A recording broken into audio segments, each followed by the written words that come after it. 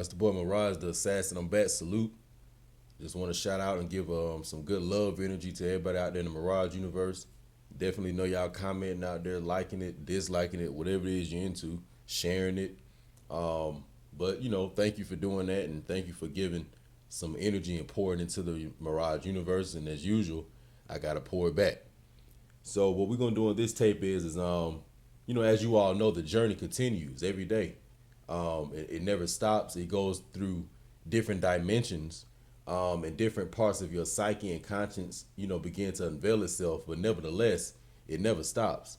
So what I want to do in this tape, we're going to talk about purification. We're going to talk about the death ritual. We're going to talk about reforming the ego and shifting the personality and allowing the higher self to use it. As I've said before, your ego is nothing more than your individual mind. It has multiple aspects to it, but it has a part that's carnal and it has a part that is divine. So the whole goal is to refine and purify our ego and our personality and allow our higher self or our spirit to express itself via that ego or via that personality. And the way we do that is by, examining ourselves quite often and penetrating into the depths of the darkness. Because recently, or really this morning, I had a powerful spiritual experience where I went through a wormhole. I went through a black wormhole. Long story short, I was doing some traveling and stuff like that, me and a partner of mine. And, we were tired and stuff. And, on the road, it's about 2 a.m. in the morning. So, you're on the highway and it's a straight shot. You know what I'm saying? And you may be a little tired, like I said, and it's a straight shot. But, at the same time, your awareness is very, very alert. So, you tired, but at the same time aware. It's a weird experience. And as I was driving, I just felt myself penetrating and going deep into a darkness and going deeper into a form of rebirth within myself. Because as I was driving, although it was a darkness, I felt very much at home. I felt at one with that darkness. And I felt like there was nothing to fear. I felt like it was a light within that darkness. And, what that light is, of course, it's the unveiling of the conscience, okay? So we're going to talk about that a little bit. I'm going to read in my book called Saturn, A New Look at an Old Devil by Liz Green. Because a lot of y'all out there, y'all still doing this fucking bullshit, asking me what book am I reading or what source am I giving, and I'm doing it in the tape. So if you want to know it, you're going to have to always rewind it. Because also, too, I can't answer every comment. You know what I'm saying? So some of them I'm going to be able to answer and some of them I may not. But one thing you can guarantee is that if it's a dumb question like, what's the name of the book you was reading, after I said the shit like 3 times, I'm not going to answer that. You know what I'm saying? But the book I'm reading out of is called Saturn, A New Look at an Old Devil by Liz Green.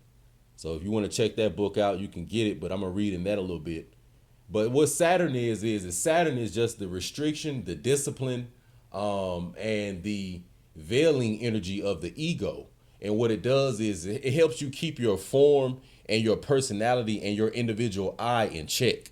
All right. So it's the boundaries of your personality. It keeps things from, coming in and, let's say, amalgamating with your conscience into, let's say, the collective unconscious. So a lot of us know about the collective unconscious, what we call the higher self. The higher self is the higher mind or the collective unconscious. It's not your individual ego. It's not your individual thoughts. It's not your individual desires. It's not your individual emotions. So the way you get to experience your individual desires, thoughts, and emotions and personality is, the power and the restrictions and boundaries of Saturn. Okay. So that's why when you start going into the outer planets, the personality really stops at Saturn. And once you get to Uranus, Neptune, and Pluto, you start dealing with more forms of cosmic energies. So these aren't necessarily, personalities or personal. They're more cosmic in nature, all right? So in order for you to, merge yourself with this higher, consciousness and be able to express it with your individual ego, you have to merge the Saturn-Uranus energies. You have to merge the Saturn-Neptune energies, and you have to merge the Saturn-Pluto energies. Now, we're going to talk a little bit about the Saturn-Pluto energies because by Saturn dealing with form and restriction of the individual vessel and the monad, and Pluto dealing with death, change, and rebirth. Now we're going to merge the two. We're going to use our individual personality and ego to experience forms of death, change, and rebirth. All right. And the boundaries of Saturn will keep us safe within that we'll call alchemical experience. So when you hear things about like the dark night of the soul, or like I say, the going into the darkness, because mine was physical, but it was yet esoteric. Like I'm literally driving down a black, dark highway with no fucking cars around.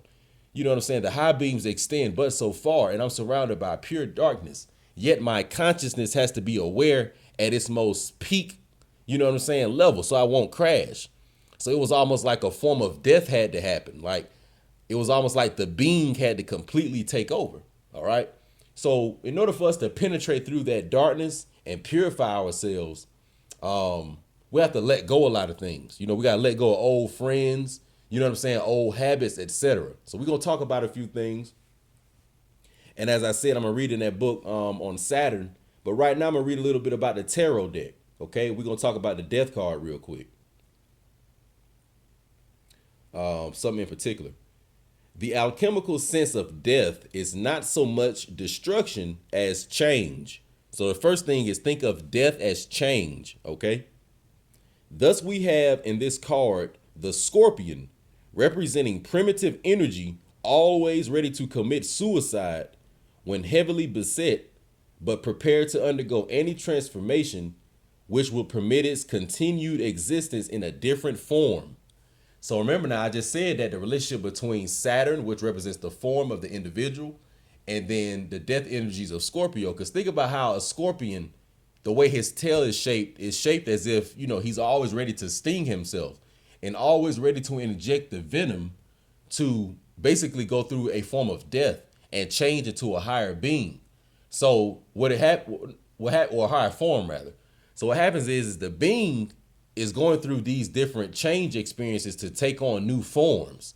So the body you in now, the only reason you in this body is because your being went through a change or a death in another form in a previous lifetime. So what happens is these vessels, they wear out after a while because that's what matter does. And when we assume new vessels. So in order to, safely assume something new, whether it's a new vessel, a new state of mental being, a new state of emotional being, a new state of economic being, you have to change and the old one has to die. So anytime you need to do that, you're going to be initiated through some form of Scorpio ritual. And Scorpio is ruled and watched by Pluto, okay? Also, I want to read this. The influence of Saturn is expressed in its negative aspect of death as representing those essential forms which are not destroyed by the ordinary changes of nature. The positive and creative side is seen in the sweep of the scythe, which calls into being bubbles, symbolizing new life.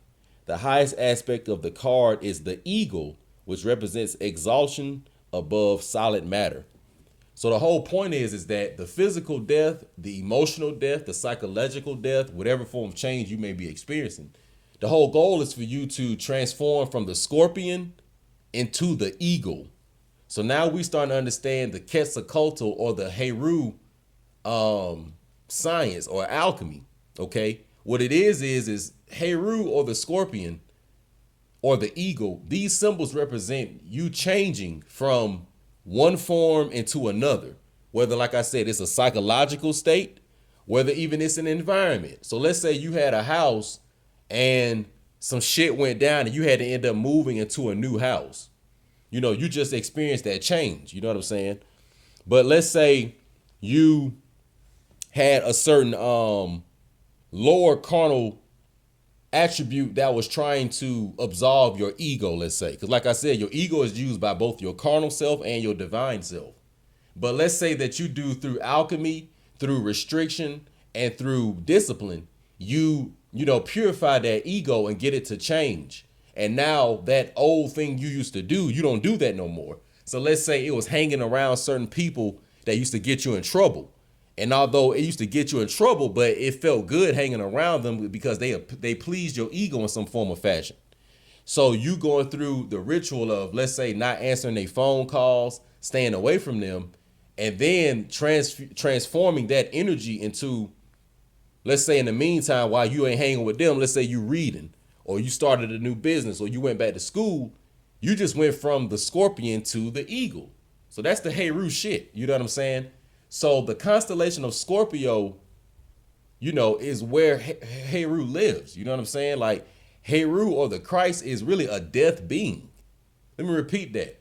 Heru or the Christ is a death being. It's a being that's constantly looking to die or cause some form of death or change, either in itself or somewhere in its environment.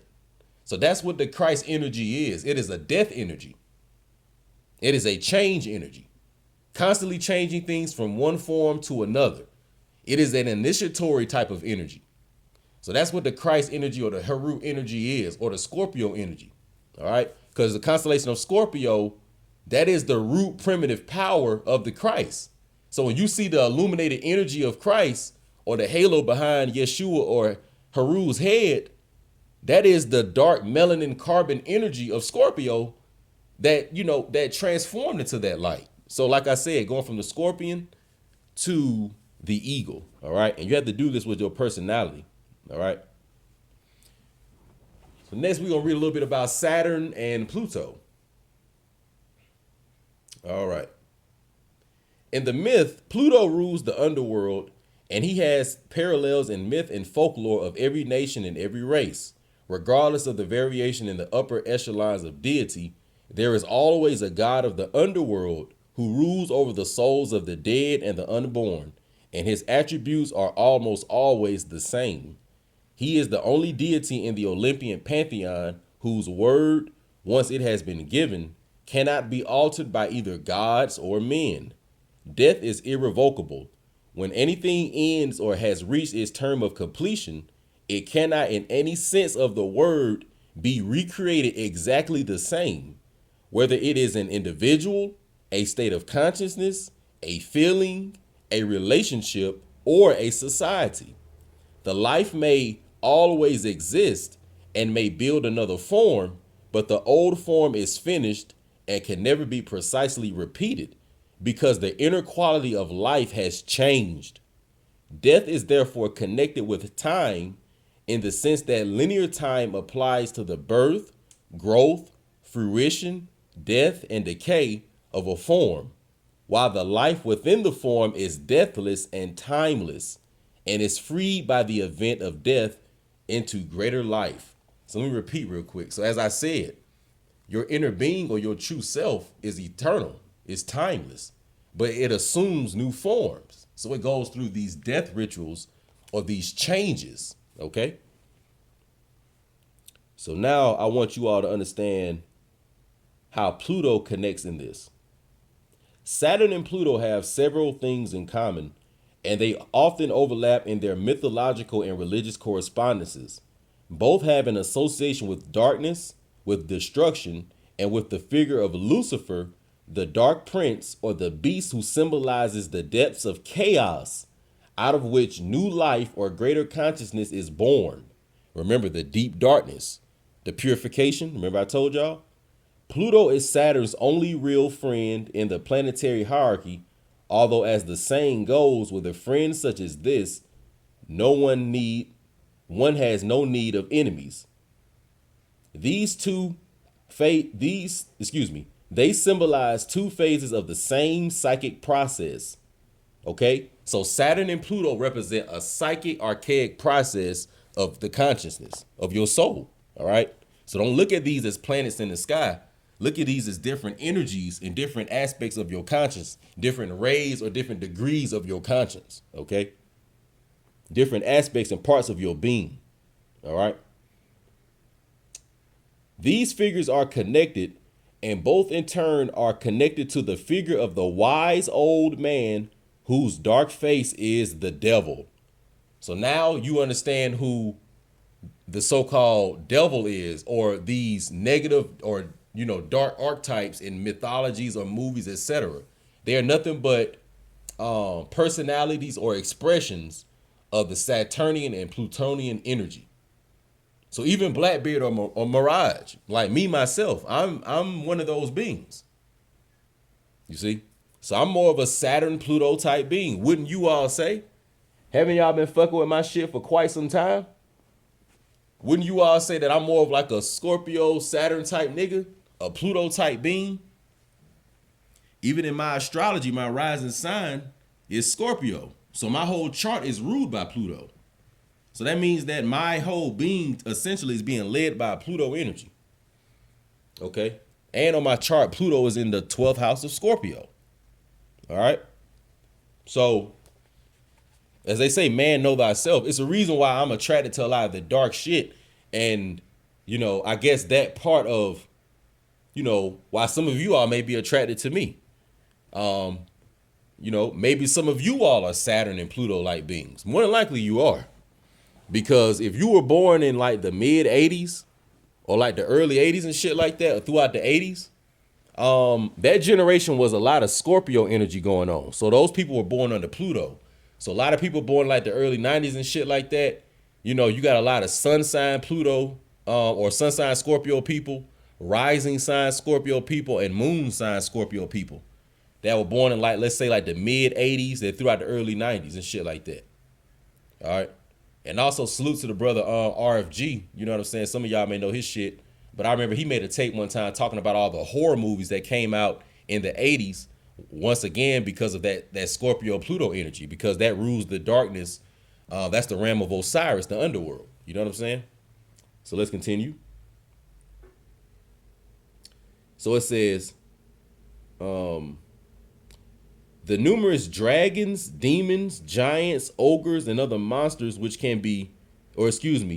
which the fairy tale hero must conquer before he can win the beautiful bride and inherit the kingdom are all related to these planets. So like I said, so in every mythos, you know how you always have the hero, you know what I'm saying, or the Heru or the Christ being. But there's always some type of foe adversary or challenger. You know what I'm saying? Either some type of dark Leviathan, Typhonian dragon or something he has to fight. And it's always some princess he has to save. That is the whole motif showing you the conscience. The hero represents your conscious mind, okay? The adversary represents the shadow or your subconscious mind, which holds the other half of your conscious ego. But a lot of your repressed memories and the other parts of your being that haven't been fully expressed all reside in the subconscious.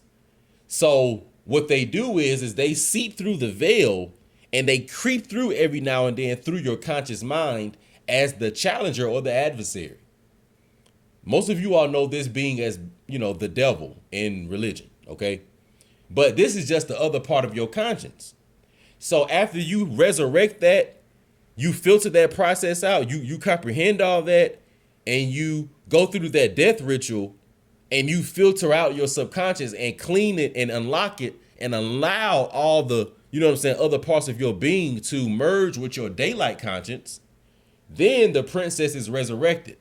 So the princess usually represents that illuminated new state of conscious awareness, or that what they call Christ conscience. That's what the so-called princess, you know, in a lot of these mythologies represent. All right. So let's continue. These are psychological processes, states of the growth of consciousness, which are best portrayed by symbols because they cannot be literally and intellectually explained. So a lot of people wonder, like, I don't know how to read mythology or esoteric literature.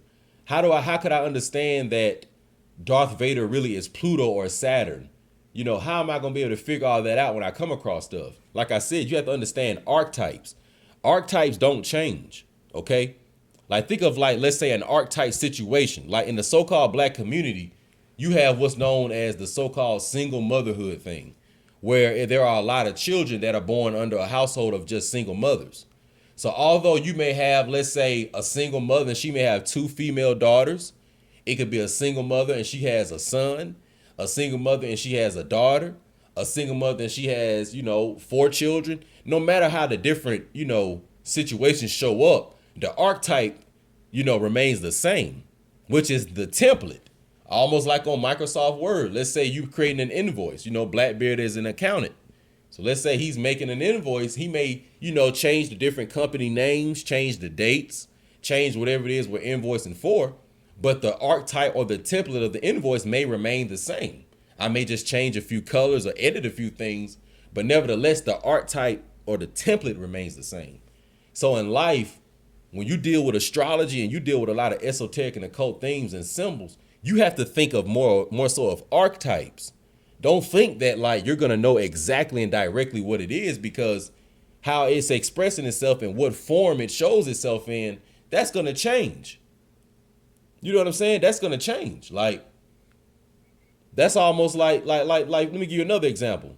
Like with me, my being has a lot of life experience, multiple lifetimes. So even when I'm in this lifetime, when I meet certain women, I can tell who I may have known in another lifetime, because although her form has changed, she may be in a different vessel, in a different body, may be at a different age, and may look totally different from how she looked in the last lifetime. But the being itself, the vibration, and that archetype of that particular being and the specificness of that, that's going to remain the same. So that's how you can be made aware of who you may have known from previous lifetimes, because the people may look different, but they vibrations, you know what I'm saying? How they probably make you feel and think or whatever. A lot of that stuff remains the same. So in one lifetime, somebody could have been fat, but in this lifetime, they may be skinny. So don't look at how the form may look, because in the last lifetime, you may have known them for being fat, but this lifetime, they not in that form. So you thinking it's a different being, not knowing that they just in a different form.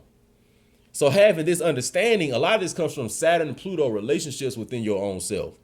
You got to use Saturn, of course, to stay firm and stay grounded to Earth. But you got to use those higher cosmic energies of like Pluto, Uranus, and Neptune to advance your personality. You know what I'm saying? Because the way your personality is advanced is when you start to receive, aka Kabbalah, you start to receive the higher aspects of your cosmic self, your whole self, or your higher self. Because like I said, the ego or the conscious mind, it holds a carnal aspect and a divine aspect. But your higher self is whole. It's refined from all the carnal self. So that's what you're trying to merge and awaken and get to fully, take over your physical body. That's the whole point of why you're here. That's who's trying to take over your body, your whole self. And it's inside of you and it's trying to come out. But it has to work through your conscious ego. It has to filter through your carnal self and, and battle with that, And a lot of the times it assumes the form of your shadow. So that's, if a lot of you all want to know, how does my spirit look? Where is my soul at? How does my higher self look? Imagine a shadow dark being. Because that's the part of yourself that you don't understand. That's the part of yourself that still has a lot of mystery and a lot of unknown to it and a lot of shit where you probably ain't even too sure about. So it's a big ass question mark. So in other words, you can't discern how it really even looks. AKA like how it's hard to see in the dark. You getting where I'm coming from now? So your other self comes in the form of a shadow being. That's why in all these mythologies, the fucking bad guy comes as a shadow type being, as a Darth Vader type being. You know what I'm saying? Let me give you a few more examples. Jafar from fucking Aladdin. That's another archetype of the subconscious. Let me give you another example. Fucking the tiger. Remember that tiger from the Jungle Book that was fighting fucking Mowgli and shit? I think his name was Mowgli. But remember the tiger? That's a form of the subconscious dark shadow being. Let me give you another example. Keep going, Chaz. You know some shit. The Predator. You know what I'm saying? Think about the Predator with Arnold Schwarzenegger and stuff. The actual Predator, that is another archetype of the shadow subconscious. So these are all the other half of your being that you don't understand, you can't comprehend, you may think is alien, and really you don't want to fuck with like that. But that's the other whole part of your being. And when you merge yourself and refine yourself with that other side, then you go into the the eagle form. So now you see how the eagle is created. The eagle is created from what you find in that darkness. Let me repeat. The eagle is created from what you find in the darkness.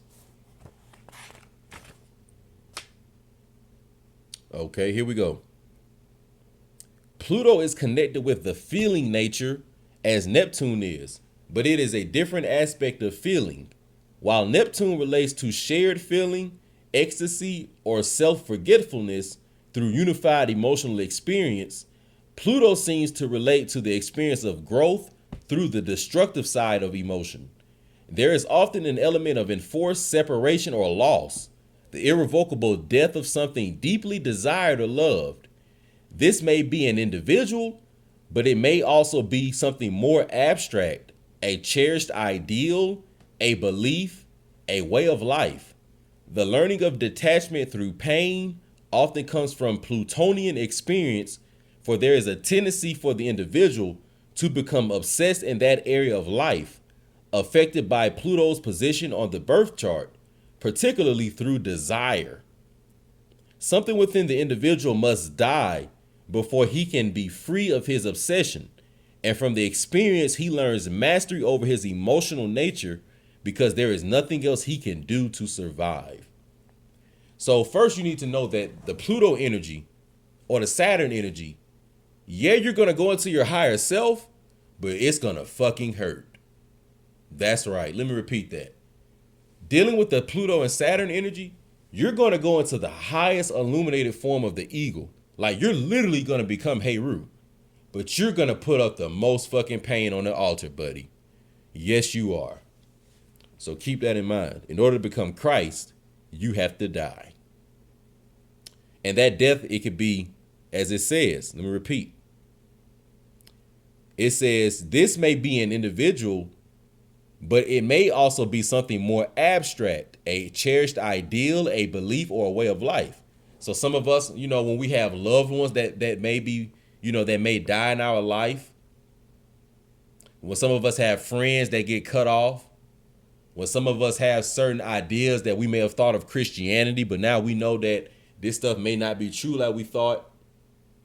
When society comes up with certain laws, let's say, and then they have to come now and regulate it with something new and it changes, all that represents the Pluto form of death. So don't think death is always something physical. And the reason why I'm saying it like that, because I want you to realize how much death is around you and how much you die every day. That's why I'm saying that shit like that. Death is not physical like you think. It is a process of alchemical change. And the reason why I'm saying that, because I want you to know that there is death all around you, buddy.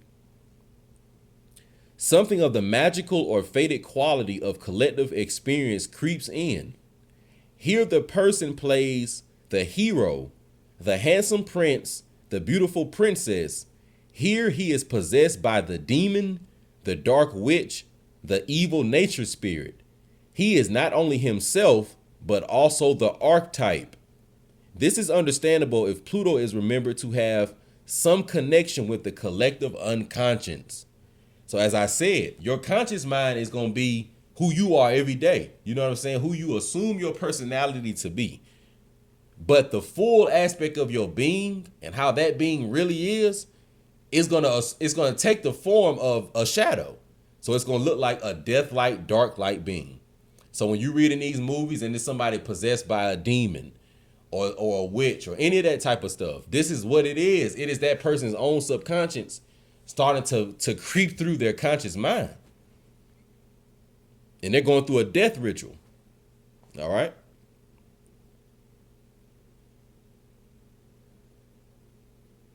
Let me see where I want to go with this.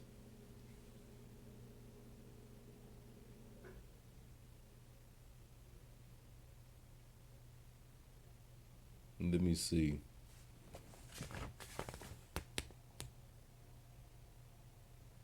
I want to talk about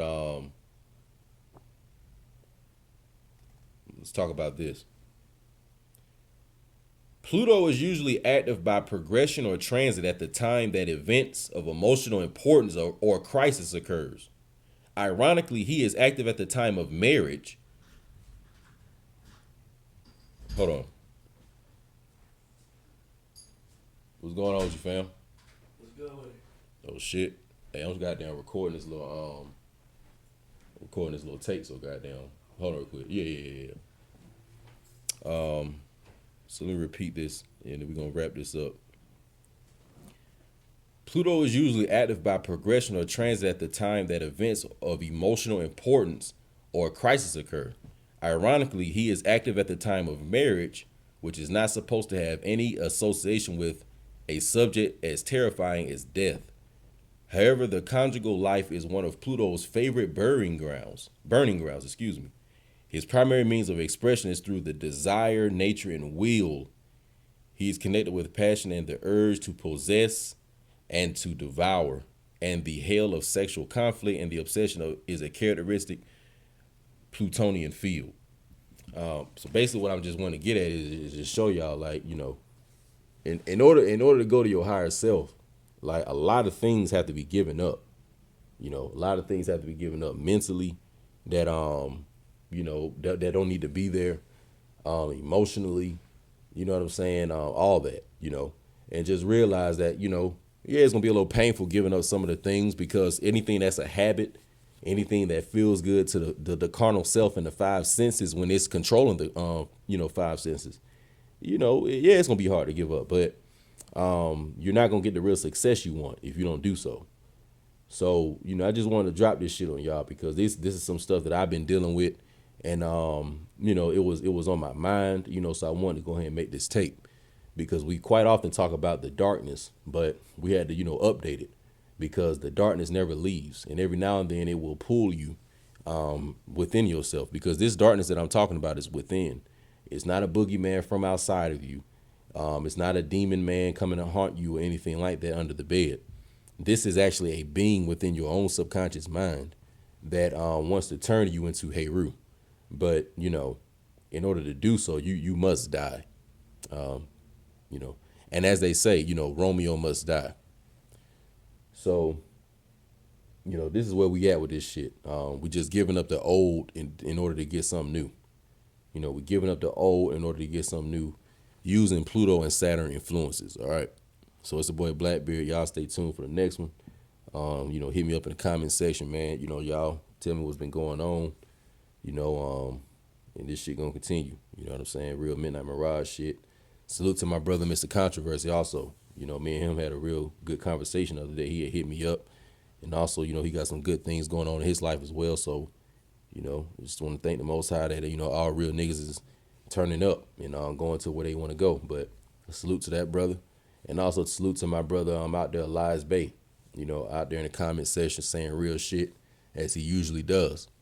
And it's a lot of other beautiful people out there, you know, and I want to call all y'all names out, but, you know, I don't have the time to do that right now. So y'all stay tuned, and I'm out.